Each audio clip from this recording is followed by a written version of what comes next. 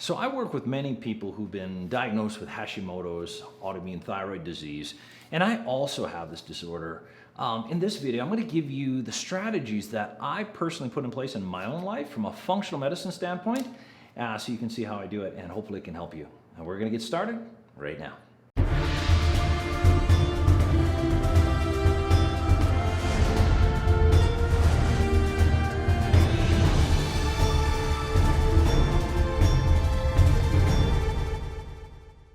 Well, hello everyone, I'm Dr. Glenn Harrison and welcome to this week's segment of Why. This is where we take just a few minutes to answer some of the most common health-related questions that I see in my clinic every day. So the question is, it's about Hashimoto's. I personally have it, and I have a lot of clients that I treat, hundreds and hundreds of clients with Hashimoto's thyroid disease.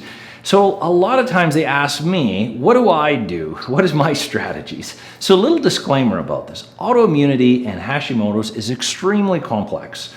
Very seldom could you take a protocol and just apply it and then you've got it down path. So make sure you should have a healthcare provider that are working on the autoimmune side of Hashimoto's, not just as a thyroid, a hypothyroid problem, if it's there. But I'll give you my pieces, so hopefully it gives you some understanding of the extent of applications needed to manage thyroid disease, and hopefully it helps you out. So the first thing, how I like to explain my strategies, I've put them into different categories. So because you're going to see autoimmunity isn't just this fancy vitamin or this fancy food or what have you, it is quite dynamic. And all of my strategies have been based off a very comprehensive clinical evaluation and proper laboratory testing to find where my deficiencies are, my weaknesses are. So high level understanding of autoimmunity first, before we get into what I do and what works for me, is you have to know what irritants your immune system has. So you have to identify problems, physical stressors, chemical stressors, emotional stressors, or even dysfunctions in your blood work, problems in your blood work. Any of those things are immune irritants, and those will irritate your immune system, and whatever tissue is being targeted, today we're talking about the thyroid tissue, it's going to damage it more. So you really have to do that evaluation of everything. And any symptoms that you have need to be corrected as well. So if someone has a digestive issue, that needs to be corrected, because that inflammatory problem in the digestive tract is going to irritate your immune system and therefore flare up your Hashimoto's in this case. So but I'll give you what I do, and maybe it can motivate or give you some insight. So one thing, maybe the first thing, is diet.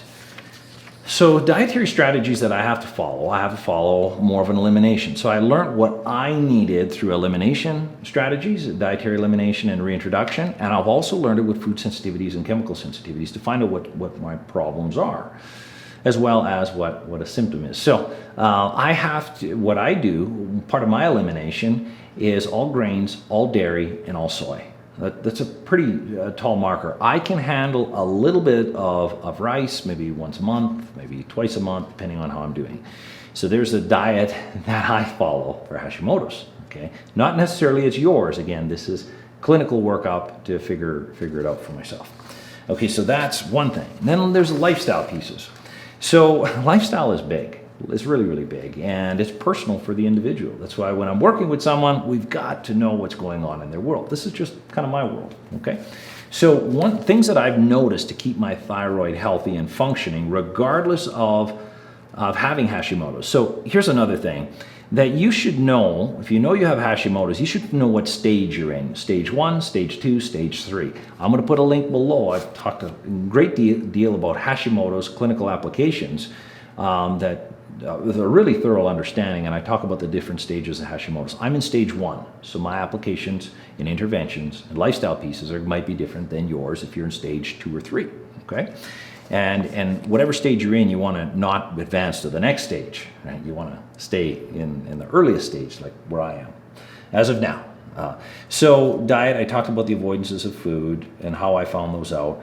Lifestyle. So what I've learned in my life is I really love my work. It is my life, and sometimes I do too much of it.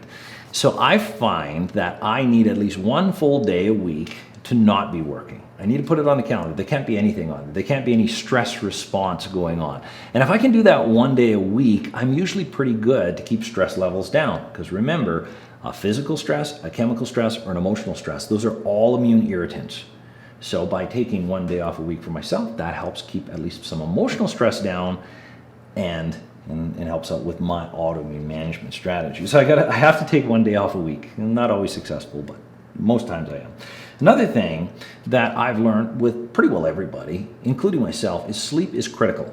If you go into a sleep deprivation situation, you are going to be irritating your immune system and you're going to flare your Hashimoto. So hopefully, if anything, this video is giving you a broad spectrum understanding of autoimmunity. And I work with autoimmunity all the time. My clients are extremely successful. It's not by chance. These are some of the things we look at. So sleep, it's not only the amount of sleep you have, but is it the quality of sleep? And then you can get deeper into sleep, and there's a window. Everybody has the window of where their sleep is the best. For me, it's actually between 5:30 and 9:30 and 5:30. That's a very, very good window for me, or 9 to 5. That's some of the best window that I have where I have my highest quality sleep. So that's what I need. And of course I need every bit 8 hours. Sometimes I can do a little bit less, but that's a critical component of sleep quality for pretty well everybody with autoimmunity. And I need at least 1 hour on the front end of that to decompress. I can't be working or doing tasks or chores or anything right up to sleep because it's going to compromise my sleep. So most people need at least an hour of decompression strategies. I have videos on this. Before they go to sleep, so they can get into a nice, true, deep recovery sleep that floods their body with antioxidants that are anti-inflammatories. Another component of my lifestyle protocol for what I do for my autoimmune management, thyroid management, is physical activity. It's kind of a no-brainer, right?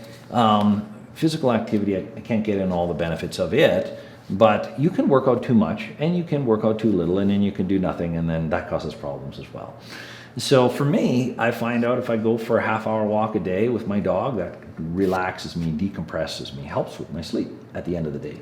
But I find I need to get my blood flow up, and I need to condition my body and start sweating and get enough blood flow, because blood flow promotes autoimmune management. It's really exciting, actually, blood flow and the new research. So for me, I find out if I do 30 minutes a day, of 30 to 40 minutes a day, or 5 days a week. If I go farther than that, it's a little bit too much for me with where I'm at in life.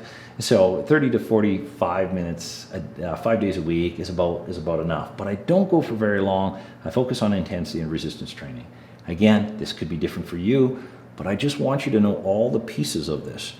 And I've been doing it for a lot of years, and so consider these different components of it. So that's physical activity. And then another one everybody asks about is like, what supplements do you use for autoimmune management or thyroid management? Everybody is different. Again, everything I put into place was refined over years because I follow my labs, my thyroid labs, to make sure it's on point. And when I weave off this path, my thyroid starts to become abnormal. It starts to get injured a little bit more. My thyroid numbers come down. And then when I get back on this path, everything stays optimal. So this is what I figured out over time. Okay, but these are just components to consider with yourself. So supplementation, everybody thinks supplementation is the magic. No, it's secondary. Lifestyle number one, that's why we're talking about supplement as the last lifestyle strategy. Supplement implementation is number two. So here's some that we find is really, really high in the research and what I found in my labs that helped me to keep my inflammatory markers down, my immune irritation down. Turmeric, high concentration, high dose turmeric, and high dose resveratrol. These are very powerful plant antioxidants. A third antioxidant I introduce is liposomal glutathione. Liposomal glutathione is extremely powerful. It's one of the most powerful anti-inflammatories that we know of. Our body makes it, but if we have too much autoimmunity or too many inflammatory conditions, we deplete our antioxidant stores specific to glutathione. So liposomal glutathione, I keep saying liposomal because you'll buy there's a lot of bad glutathione out there. I'll put links below for these items. You can access them below. But liposomal glutathione is the real deal. Okay, it's actually effective. A lot of research on these three. So turmeric, resveratrol, liposomal glutathione, omegas. 3 to 4 grams of omega most people need. Again, I don't know individually what everybody's got going on. but 3 to 4 grams of omegas is very powerful. Vitamin D is a great effort. You want your vitamin D levels between 75 and 100. That's the levels you want for optimal immune functioning. So I have a specific dose that works for me. Other patients it's different, but it's based off the laboratory findings. But vitamin D is critical. And then there's a product I really, really like. It has all of these ingredients I'm going to mention. It's Apex Energetics, which I love their product line, and they have a product called Thyroid FLM. It was actually designed for Hashimoto's cases based off in the research. So for most people, it's super safe. Again, your individual case could be different. However, it's what I see. So Thyroid FLM has selenium, myoinositol, and then it also has black cumin extract. These are major players in the research for autoimmune Hashimoto's management. And it all comes in one capsule called Thyroid FLM. That's why I like Thyroid FLM.